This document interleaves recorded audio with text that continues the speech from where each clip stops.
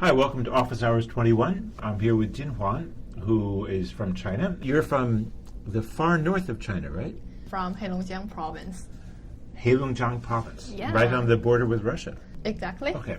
But your family originally didn't come from Russia. You came from Korea, I gather. Oh no, I don't think I look Russian at No, all. no, no. But I was interested in this because the fact is that 2 generations ago, your family moved from Korea into China. You still speak some Korean? Very little now. Good. So I think we in America think of people migrating to America. It's harder for us to understand people migrating to China, which is what you did. China is a multi-ethnic group. It's Multi-ethnic country. Yes, Indeed. Right. Well, what have we heard from our learners this week? Well, a lot. Okay. The first one is not as pleasant, but we appreciate your input very much because it helps us to further improve our modules and assessment in the future. So for the modules, social policy and the founding of Ming, we know that people think the assessment are sometimes confusing or tricky and leave much room for different interpretation. So what we will do in the future is that we will analyze your feedbacks and avoid this kind of confusion questions in the future.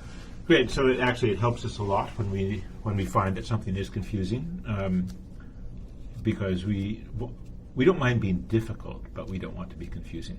In response to some of the difficulties with this particular set of assessments, we are going to look into revising the grading system and for this module, and that should show up on your dashboard in the not too distant future. One of the questions that gave a lot of people problems was who the so-called village elders were. And it doesn't mean, in fact, in early Ming, that village elders are simply elderly people in the village. They are elder. They're older people. But actually, it's a kind of an official position. Well, not like an official in the government, but a legal position, where these are people who have the ability to, in a sense, make judgments in local society and decide on punishments and report on official matters and so on. So elder, in that sense, is part of the Ming village system, part of the local government system. People like Zheng, didn't they? Yeah, right. Very much. And they especially like how the picture shows the scale of Columbus ships and the Zheng ships differ from each other. So the Zheng is like, and Columbus is small, Exactly. Right? Okay, so we had also a general question on government, right? Different kinds of government. Yeah. So the questions are, the first one is, where do different forms of governance fall along the spectrum? Okay. And we did get a general answer to that. Basically it ran from, on one hand, democracy, through meritocracy, oligarchy, monarchy, autocracy, and despotism. And there was a lot of agreement about that. What's interesting was when we asked the question, what defines the 2 ends, people saw that what this question was really about was the nature of government power and decision-making and participation in political power and decision-making. So that was the kind of question this was. And so things like fascism, communism, socialism with Chinese characteristics are not about that issue. They're about governmental systems and philosophies, but this was much more about the nature of power. Yes. Right? And so then the question was Zhu Yuanzhang a despot? 75% of our learners think Zhu Yuanzhang was a despot. He was a despot. Okay, so then the question is why? Yes. And you have something from Hamish M? For example, he thinks that according to the poet Gao Qi, who was the contemporary of the emperor was for sure the cruelest and most vicious tyrant of all Chinese history. Yeah. And therefore a despot. Yeah, and Fritz Mote, who's a modern historian, who's passed away, but was one of my teachers, very much agreed that he was a despot as well. Perhaps Yue Yun was sort of representative of those who thought that he was a despot? I do think so.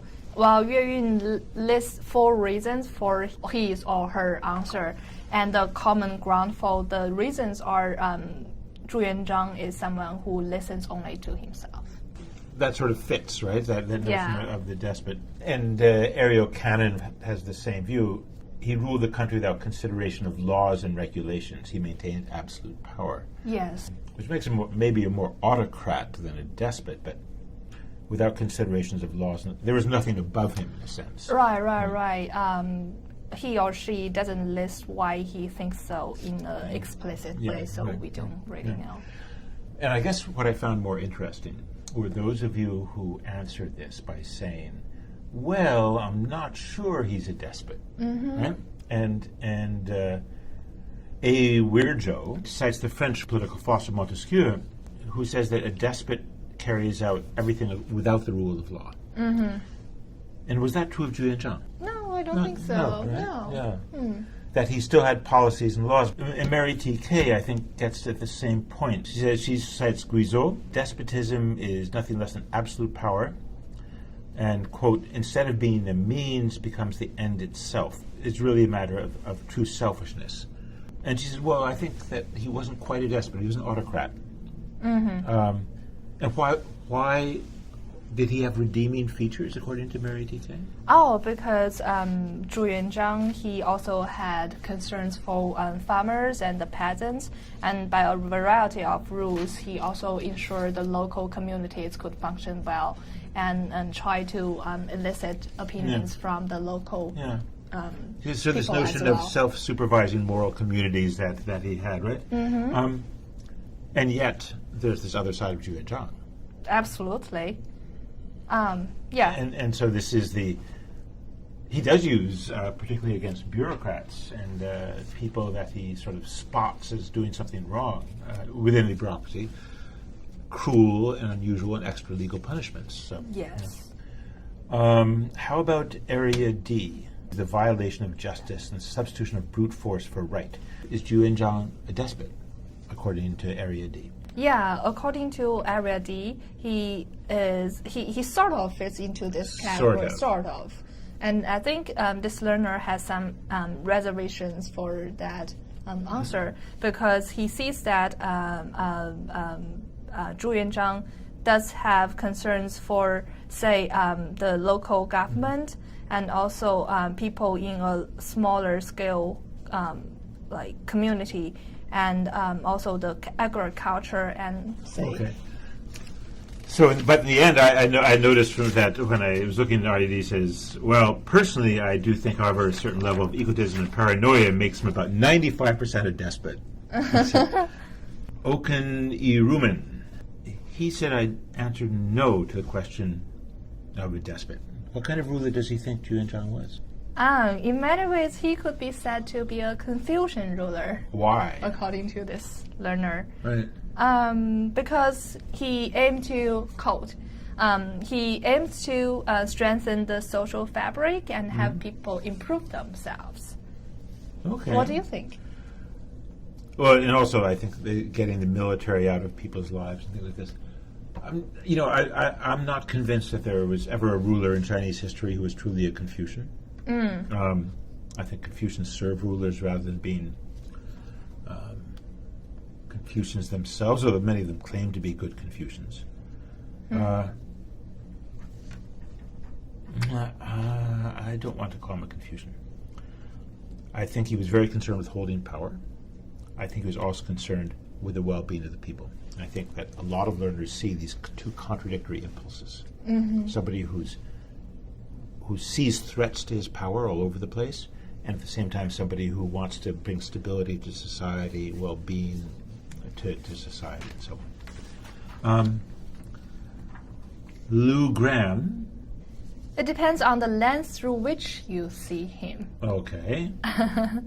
If you believe him to be a corrupted, paranoid figure, then he probably was a despot. But if you think him as someone who was motivated by the ambition to achieve a vision of a utopia, then he might be a new Confucian ruler. Oh, okay. So we have both options. Yes. So last, Zheng and the Qilin. What animal did you think, or did the Ming think was a unicorn? And people said, overwhelmingly, what? Giraffe? Giraffe. And a giraffe it was, of course. Somebody, David Chow, notes that when he studied Japanese, he saw the words Kirin, or the Chinese characters for Qilin. And in fact, if you go to Kirin beer, you'll see a depiction of a Qilin that looks nothing like a giraffe, in my view. But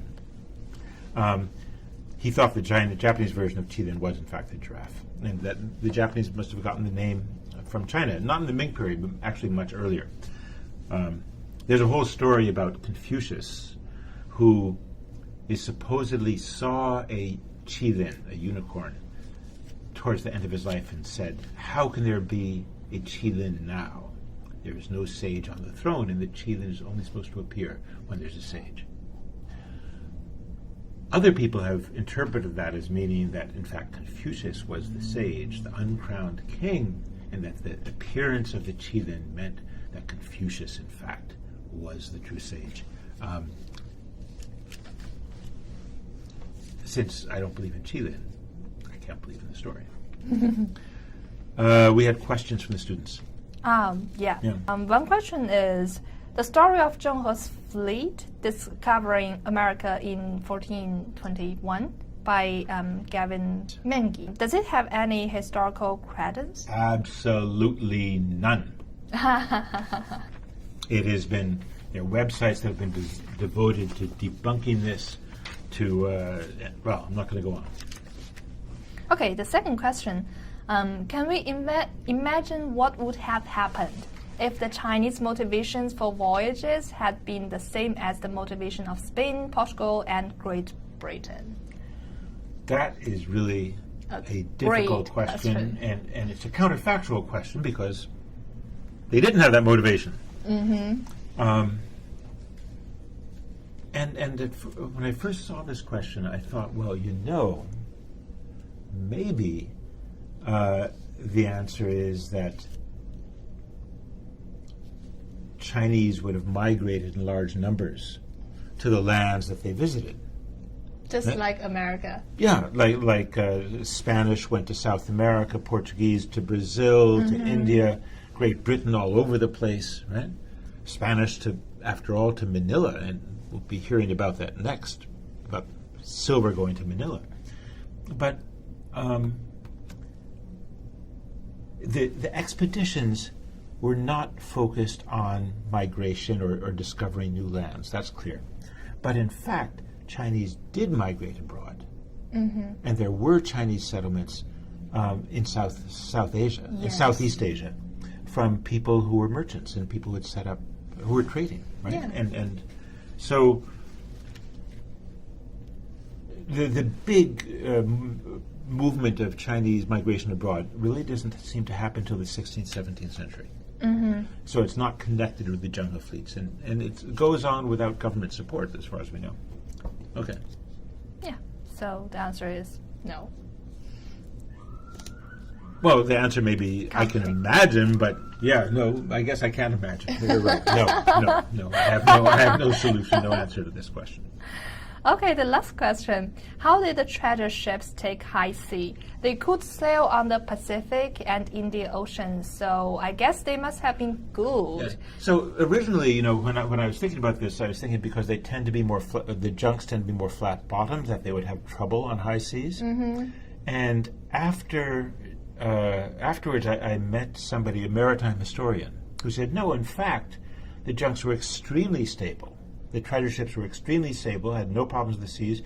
And in the 19th century, there was, in fact, a junk that sailed all the way to London and sailed to the Mediterranean. And there's a whole story about that. So Chinese junks could sail around the world, apparently.